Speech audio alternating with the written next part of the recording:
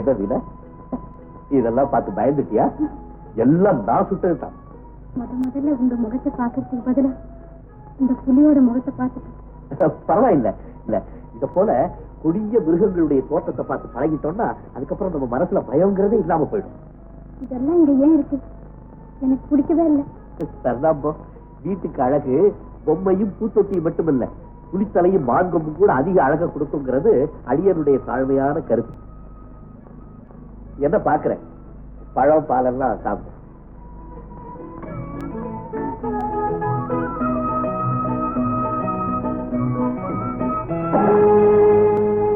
பால் கொச்சு